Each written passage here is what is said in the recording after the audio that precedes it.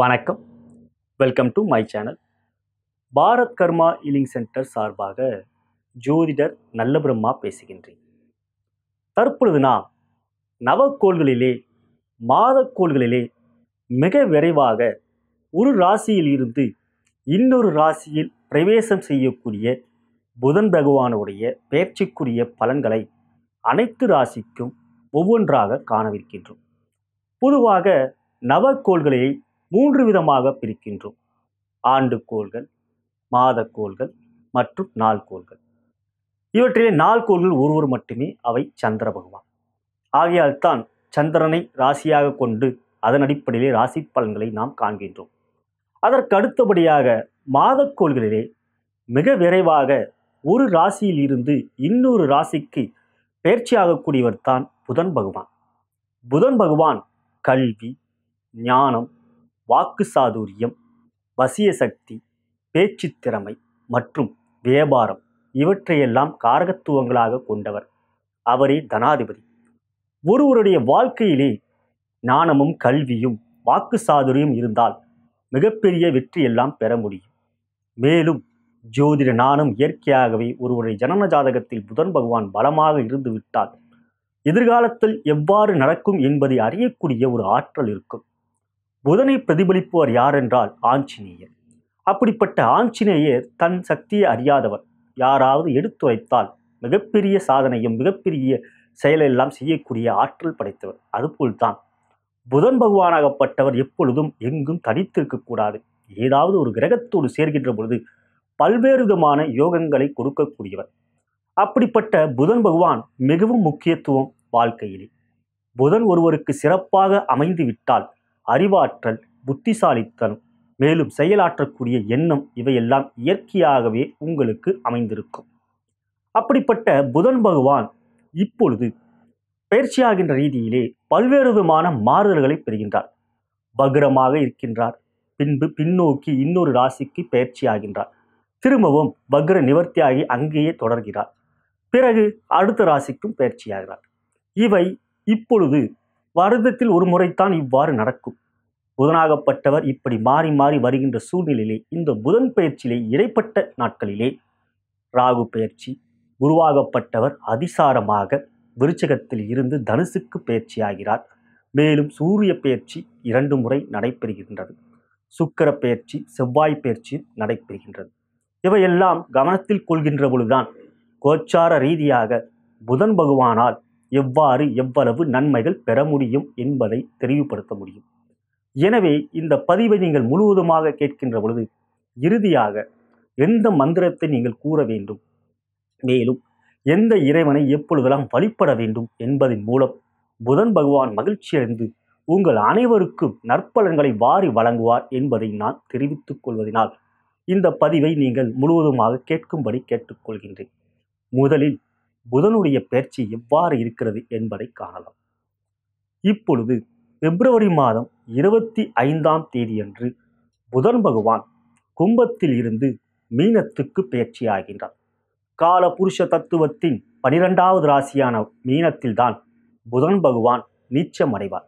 ஆனாலும் புதன் பகவான் மீனத்துக்கு வருகின்ற பொழுது குருவால் பார்க்கப்படுவதனால் குருவுடைய பார்வை கோடி நன்மை என்கின்ற அடிப்படையிலே புதனாகப்பட்டவர் நீச்சமாக இருந்தாலும் நற்பலன்களை எல்லோருக்கும் வாரி வழங்குவார். பிப்ரவரி மாதம் 25ஆம் தேதி மீனத்துக்கு வருகின்ற புதன் பகவான் மார்ச் மாதம் 5ஆம் தேதி வரை மீனத்தில் இருக்கின்றார். மார்ச் மாதம் 5ஆம் தேதி அன்று மீனத்தில் புதன் பகவான் வக்ரம் பெறுகின்றார். பொதுவாக ஒரு நீச்ச கிரகம் வக்ரம் பெற்றால் அவை உச்ச பலம் என்பார்கள். எனவே வக்ரம் பெறுகின்ற புதன் பகவான் மீனத்தில் அவர் உச்ச பலனைத்தான் உங்களுக்கு செயல்படுவார். பிறகு நாம் ஒவ்வொரு ராசிக்கும் பலன்களை கூறுகின்ற பொழுது அவை உங்களுக்கு முழுமையாக புரியும்.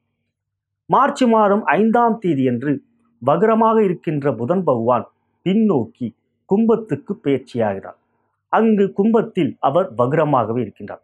மார்ச் மாதம் 5ஆம் தேதி முதல் மார்ச் மாதம் 27ஆம் தேதி வரை கும்பத்தில் வக்ரமாக இருக்கின்றவர் மார்ச் மாதம் 28ஆம் தேதி வக்ர நிவர்த்தி பெற்று அதே கும்பத்தில் தொடர்ந்து ஏப்ரல் மாதம் 11ஆம் தேதி வரை இருக்கின்றார். ஏப்ரல் மாதம் 12ஆம் தேதி அன்று கும்பத்தில் இருந்து மீண்டும் மீனத்துக்கு பெயர்ச்சியாகிறார்.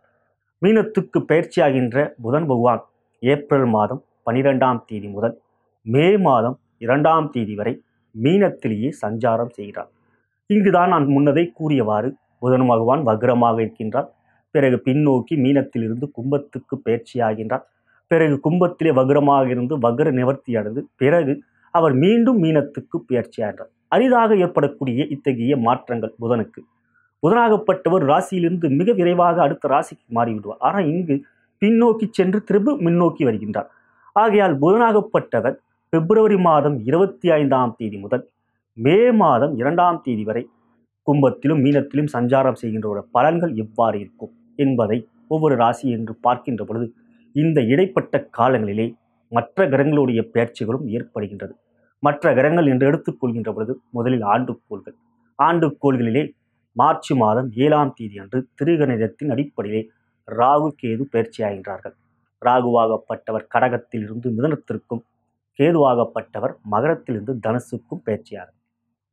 அதன் பிறகு என்று பார்க்கின்ற பொழுது ஆண்டுக்கோள்களிலே குரு பகவான் இந்த இடைப்பட்ட காலங்களிலே மார்ச் மாதம் 29ஆம் தேதி அன்று அதிசாரமாக விருச்சிகத்தில் இருந்த குரு பகவான் அடுத்த ராசிக்கு பயிற்சியாகின்றார். அது அவருடைய சொந்த வீடான தனுசு ராசியிலே பயிற்சியாகின்ற குரு பகவான் ஆட்சியாக இருந்து குருவுக்கு கேந்திரத்தில் புதன் இருப்பதனால் மிக நல்ல யோக பலன்களையும் பெறுவீர்கள். மார்ச் மாதம் 29ஆம் தேதி முதல் ஏப்ரல் மாதம் 22ஆம் தேதி வரை அவர் தனுசிலே இருந்து பிறகு பின்னோக்கி மீண்டும் அவர் விருச்சிகத்துக்கு வந்துவிடுவார். இவை ஆண்டுக்கோள்களிலே ஏற்படக்கூடிய பயிற்சி, புதன் பயிற்சிக்கு இடைப்பட்ட நாட்களிலே. மாதக்கோள்களிலே என்று எடுத்துக்கொள்கின்ற பொழுது செவ்வாய் பகவான் மார்ச் மாதம் 22ஆம் தேதி அன்று மேஷத்தில் இருந்து ரிஷபத்துக்கு பயிற்சியாகின்றார். அந்த பயிற்சிக்குரிய பலன்களை நான் தனிப்பதிவாக ஏற்றிருக்கேன். அவற்றை பார்ப்பதன் மூலம் செவ்வாய் பயிற்சிக்குரிய பலன்கள் நீங்கள் அறிந்து கொள்ள முடியும். அதற்கு பிறகு மாதக்கோள்களில் சூரிய பகவான் 2 முறை பயிற்சியாகின்றார். மார்ச் மாதம் 15ஆம் தேதி அன்று சூரிய பகவான் கும்பத்தில் இருந்து மீனத்திற்கும், ஏப்ரல் மாதம் 14ஆம் தேதி அன்று மீனத்திலிருந்து மேஷத்துக்கும் பயிற்சியாகின்றார். இவை இடைப்பட்ட நாட்களில். அதன் பிறகு என்று பார்க்கின்ற பொழுது மாதக்கோள்களிலே சுக்கிர பகவானாகப்பட்டவர் கும்பத்துக்கு மார்ச் மாதம் 22ஆம் தேதி பயிற்சியாகின்றார் மகரத்திலிருந்து கும்பத்திற்கு. பிறகு ஏப்ரல் மாதம் 16ஆம் தேதி அன்று கும்பத்தில் இருந்து மீனத்துக்கு மீனத்தில் சுக்கிரன் உச்சம் பெறுவார்.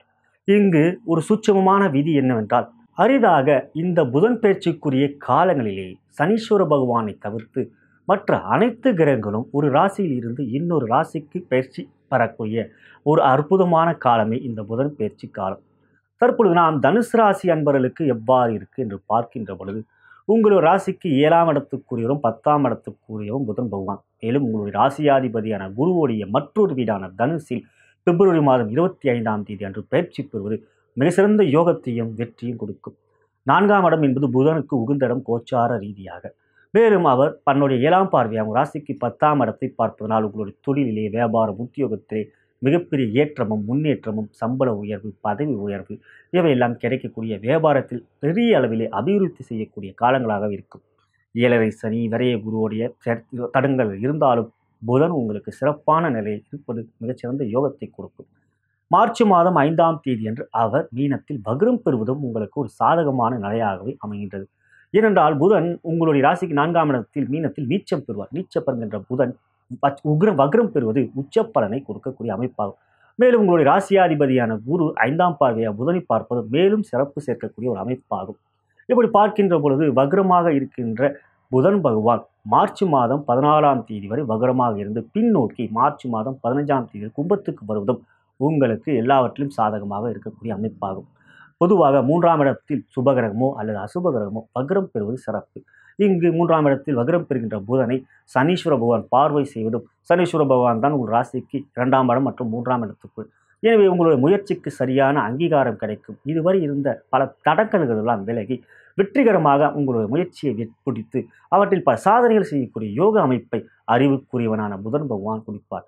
உங்களுடைய புத்திசாலித்தனம் மேலோங்கும். அது உங்களுக்கு பெரிய அளவில் நன்மைகள் கொடுக்கும்.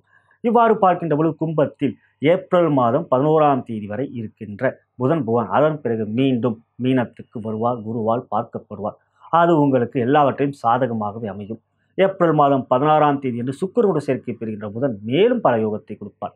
2 சுபகிரகங்கள் 10ஆம் இடத்தை பார்ப்பதும் இன்னொரு சுபகிரகமான குரு அவர்களை பார்ப்பதும் மிக சிறந்த யோகம். சுக்கிரன் புதன் குருவால் பார்க்கப்படுவது மிக யோகம்.